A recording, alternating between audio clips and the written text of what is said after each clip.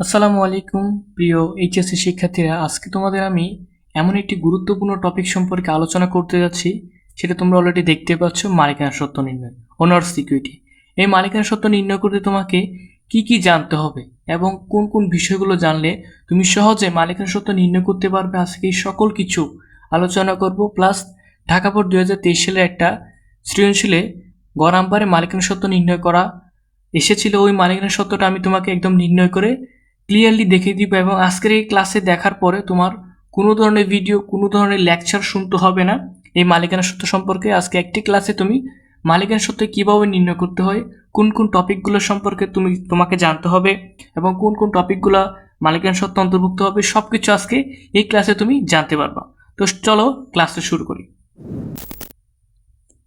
মালিকানা সত্ত্ব প্রথমে তোমাকে জানতে হবে মালিকানা সত্ত্ব কাকে বলে। ব্যবসায়ের মোট সম্পদের উপর মালিকের দাবি বা অধিকারকে মালিকানা সত্ত্ব বলে। প্রতিষ্ঠানের মোট সম্পদের উপর মালিকের যে দাবি বা অধিকার থাকে তাকে মালিকানা সত্ত্ব বলে। আমরা সকলে জানি মালিকানা সত্ত্ব দুইভাবে নির্ণয় করা যায়। একটা হচ্ছে আমরা এমসিকিউতে যেভাবে একটা সমীকরণের মতো নির্ণয় করি, ওইটাও মালিকানা সত্ত্ব। আর আমরা এখন ছক আকারে যে মালিকানা সত্ত্ব সৃজনশীলের ভিতরে অ্যাপ্লাই করি, গ নাম্বারে বা খ নাম্বারে থাকে, ওইটা আরেক রকম মালিকানা সত্ত্ব। এখন হিসাব সমীকরণের অংশ বিশেষ। এই হিসাব সমীকরণে আমরা যখন হিসাব সমীকরণ নির্ণয় করেছিলাম, হিসাব সমীকরণের মালিকানা সত্ত্বে ক্যাপিটাল, রেভিনিউ, এক্সপেন্স, ড্রয়িং, মূলধন, আয়, ব্যয়, উত্তোলন, এই চারটা সম্পর্কে তোমাকে আমি বিশদভাবে আলোচনা করব বলেছিলাম। আজকে যেহেতু মালিকানা সত্ত্বের ক্লাস, মালিকানা সত্ত্বে অবশ্যই এটা জানতে হবে। এই মালিকানা সত্ত্বের বাংলাটা আমি লিখে রেখেছি, মালিকানা সত্ত্ব মূলধন, আয়, ব্যয়, উত্তোলন। এই চারটা জিনিস অবশ্যই তুমি জেনে রাখবা, কারণ হচ্ছে মালিকানা সত্ত্বে আয় আসবে, মূলধন আসবে, ব্যয় আসবে, উত্তোলন আসবে। এই চারটা জিনিস আয়, মূলধন, ব্যয়, উত্তোলন, এই চারটা জিনিস মালিকানা সত্ত্বে আসবে। ঠিক আছে। এরপর হচ্ছে প্রারম্ভিক মূলধন। প্রারম্ভিক মূলধন কেন লিখেছি, কারণ হচ্ছে তোমার সৃজনশীলের উদ্দীপকে যেটা থাকে সেটা হচ্ছে প্রারম্ভিক। অনেক সময় দায়ও থাকে, দায়গুলো কীভাবে নির্ণয় করবো সেক্ষেত্রে অনেকেই কনফিউজ হয়, সবগুলোকে যোগ করে দিব নাকি একটা যোগ করবো, তিনটা বিয়োগ করবো। ওই ধরনের কনফিউজ দূর করার জন্য আমি এটা লিখে রেখেছি। প্রারম্ভিক মূলধন নির্ণয় করার জন্য প্রারম্ভিক মোট সম্পদ মাইনাস প্রারম্ভিক মোট দায়, এটা নির্ণয় করলে আশা করছি তুমি প্রারম্ভিক মূলধনে যাবে, যেটা পেয়ে যাবা। এরপর হচ্ছে মালিকানা সত্ত্ব দুইভাবে নির্ণয় করেছে, আমি আগেই বলেছি। একটা হচ্ছে সমীকরণ ভিত্তিক আর একটা হচ্ছে ছক ভিত্তিক। এই সমীকরণ ভিত্তিক এটা হচ্ছে এমসিকিউর জন্য মোস্ট ইম্পর্টেন্ট, এবং হচ্ছে ছক বা টেবিল আকারে যেটা আছে সেটা আমরা গ নাম্বারে বা খ নাম্বারে নির্ণয় করি। এরপর একটা মোস্ট ইম্পর্টেন্ট যে টপিকটা রয়েছে সেটা তোমাকে অবশ্যই জানতে হবে। সমীকরণের চারটি বিষয়ের উপর নির্ভর করে। এই হিসাব সমীকরণের মালিকানা সত্ত্ব যেটা রয়েছে, এই মালিকানা সত্ত্বের ভিতর চারটা বিষয় রয়েছে। মূলধন মানে ক্যাপিটাল, আয় রেভিনিউ, ব্যয় এক্সপেন্স, উত্তোলন ড্রয়িং। এই চারটা জিনিস তোমার এখানে কাউন্ট করা হবে। এখানে বলতে তোমার মালিকানা সত্ত্বে কাউন্ট করা হবে। আয় মূলধন বৃদ্ধি পাবে বা বাড়বে, ব্যয় উত্তোলন হ্রাস পাবে মানে কমবে। এই চারটা জিনিস তোমার মালিকানা সত্ত্বে অন্তর্ভুক্ত হবে। আরেকটা জিনিস আমি কর্নারে লিখে রেখেছি, দেখতে পাচ্ছ, মালিকানা সত্ত্বকে প্রভাবিত করে এমন লেনদেনগুলো আসবে।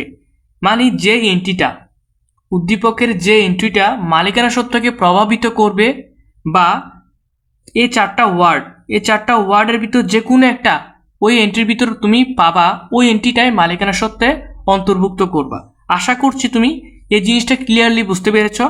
আরেকটা শর্টকাট ট্রিপস আমি তোমাদের যদি বলে দিই, সেটা হচ্ছে যখন তুমি একটা এন্ট্রি পড়বা, ওই এন্ট্রিটা সাধারণ জাবেদায় কনভার্ট করবা। যদি সেটা লেনদেন হয়, লেনদেন থেকে তুমি যে এন্ট্রিটা লেনদেন হবে, ওই লেনদেনকে তুমি সাধারণ জাবেদায় কনভার্ট করবা। সাধারণ জাবেদায় কনভার্ট করার পরে সেটাকে আয় না মূলধন নাকি ব্যয় নাকি উত্তোলন, সেটা কিভাবে নির্ণয় করবা। এই চারটা ওয়ার্ড তো সরাসরি থাকবে না, তো তুমি কিভাবে নির্ণয় করবা। সাধারণ জাবেদায় কনভার্ট করার পর তোমার দুইটা পক্ষ হয়, একটা ডেবিট সাইড, একটা ক্রেডিট সাইড।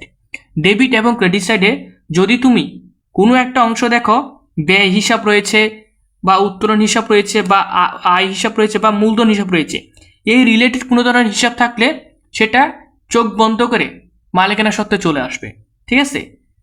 আমি তোমাকে একদম প্র্যাকটিক্যালি ঢাকা বোর্ড 2023 সৃজনশীলটা করে দেখাই। তুমি আশা করছি ওই সৃজনশীলটা করার পরে ইজিলি ধরে ফেলতে পারবা কোনটা কি জন্য ডেবিট হয়েছে, কোনটা ক্রেডিট হয়েছে বা কোনটা মালিকানা সত্ত্বে কেন এসেছে, ইজিলি ধরতে পারবা। তো চলো আমরা সৃজনশীলতা সম্পর্কে আলোচনা করি। আশা করছি তুমি স্ক্রিনে ঢাকা বোর্ড 2023 সালে একটা প্রশ্ন দেখতে পাচ্ছ। সেখানে লিখে আছে, মিস্টার রহমান 2022 সালের 1 জুন ব্যাংক জমা 20,000 টাকা, নগদ 30,000 টাকা, প্রদেয় হিসাব 14,000 টাকা ও আসবাবপত্র 15,000 টাকা নিয়ে ব্যবসা শুরু করেন। উক্ত মাসে তার লেনদেন সমূহ বা নিম্নরূপ। তুমি চাইলে তোমার গাইড বা টেস্ট পেপার যেটা হাতের কাছে আছে সেটা খুলে দেখতে পারো। এরপরে 3 তারিখে বলা হয়েছে ব্যাংক থেকে ঋণ নেওয়া হলো 10,000 টাকা।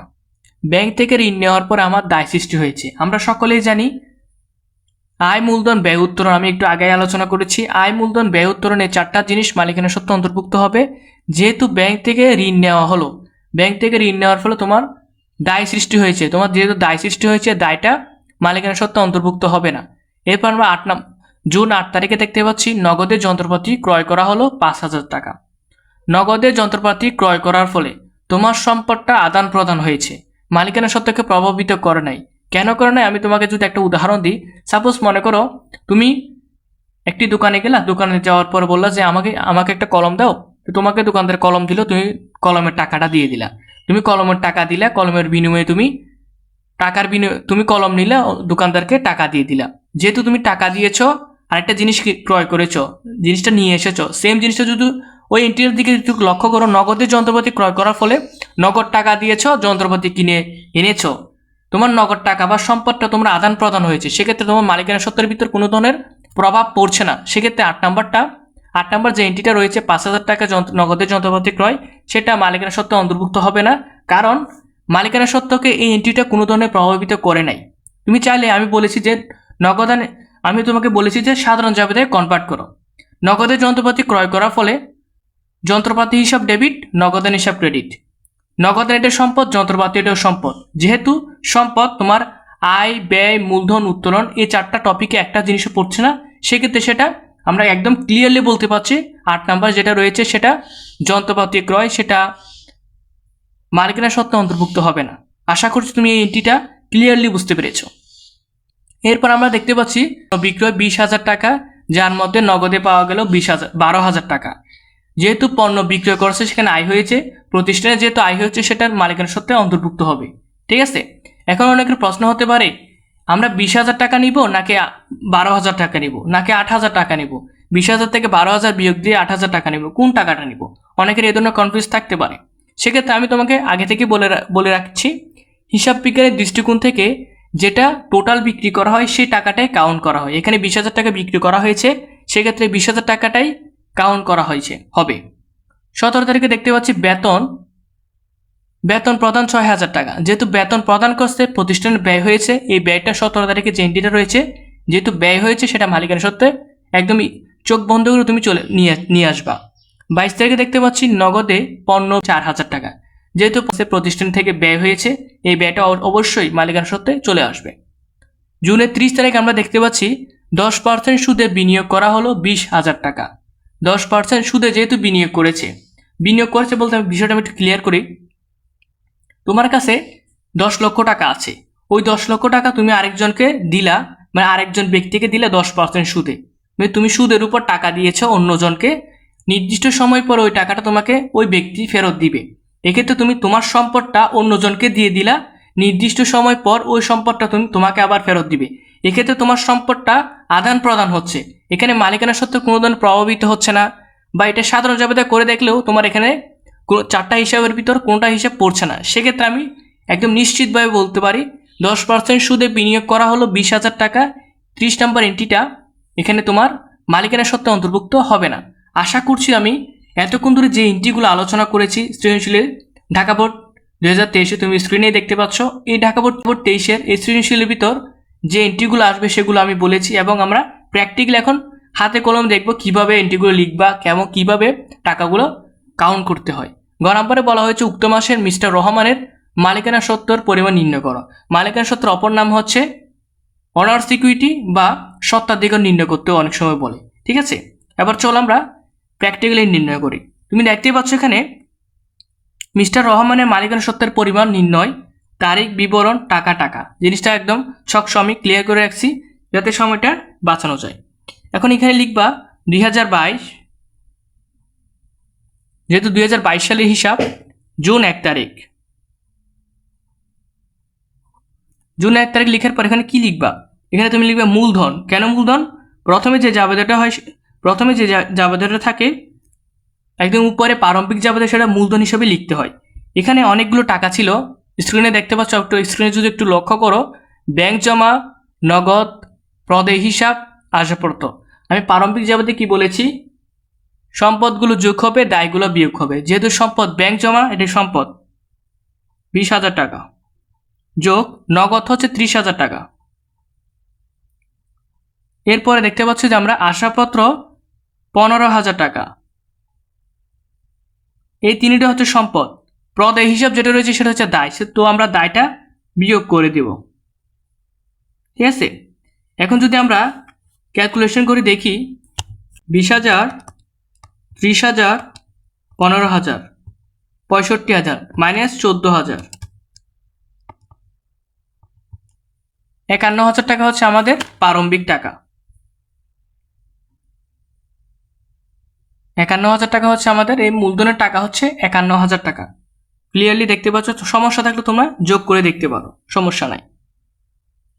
এরপরে আমরা বলেছি 13 নম্বর যে এন্ট্রিটা রয়েছে, ওই 13 নম্বর এন্ট্রিটাই আসবে। কেন আসবে? কেন 8 নম্বর এবং 3 নম্বর এন্ট্রিটা আসবে না, আমি আগে আলোচনা করেছি। কারণ হচ্ছে ব্যাংক থেকে ঋণ নেওয়া হচ্ছে, এটা দায়, এবং যেহেতু নগদে 8 নম্বর বলছে নগদে সম্পদ ক্রয়, সম্পদের আদান প্রদান হয়েছে, এখানে মালিকানা সত্ত্বকে প্রভাবিত করা নেই, সেক্ষেত্রে 8 নম্বর এন্ট্রিটাও আসে নাই। তার থেকে সহজভাবে তুমি যদি বুঝতে চাও, ওই এন্ট্রি দুটো, ওই এন্ট্রি যেগুলো আসবে, যেগুলো আসবে, কোন এন্ট্রিগুলো আসবে, কোন এন্ট্রিগুলো আসবে না, কিভাবে বুঝবা তুমি? এই এন্ট্রিগুলোকে তুমি সাধারণ জাবেদা, সবগুলো এন্ট্রিকে, উদ্দীপকে যে এন্ট্রিগুলো থাকবে সবগুলো এন্ট্রিকে তুমি সাধারণ জাবেদা কনভার্ট করবা। সাধারণ জাবেদা কনভার্ট করার পরে যে এন্ট্রিগুলোর ভিতর আয়, ব্যয়, মূলধন, উত্তোলন, এই 4টা ওয়ার্ডের যে কোনো একটা খুঁজে পাবা। যে কোনো একটা হিসাবে তুমি হিসাব খাতের খুঁজে পাবা, সেটা ডেবিট হোক, সেটা ক্রেডিট হোক, যদি খুঁজে পাও সেই এন্ট্রিটাই সরাসরি মালিকানা সত্ত্ব অন্তর্ভুক্ত হবে। আশা করছি এইভাবে তুমি যদি নির্ণয় করো, হিসাব বিজ্ঞানের মালিকানা সত্ত্ব নির্ণয় করে তোমার কোনো ধরনের প্রবলেম আর তৈরি হবে না।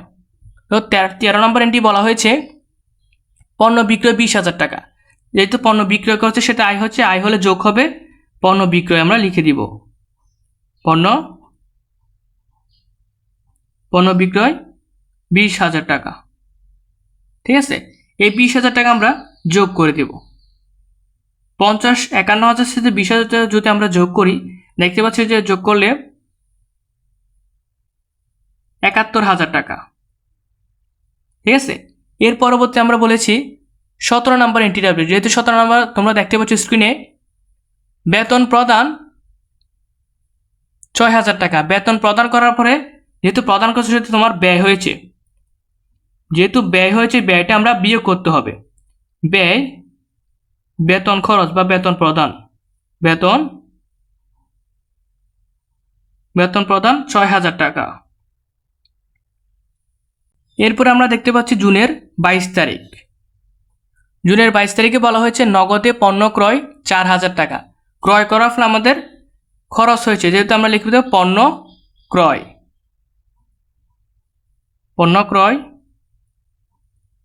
4,000 টাকা।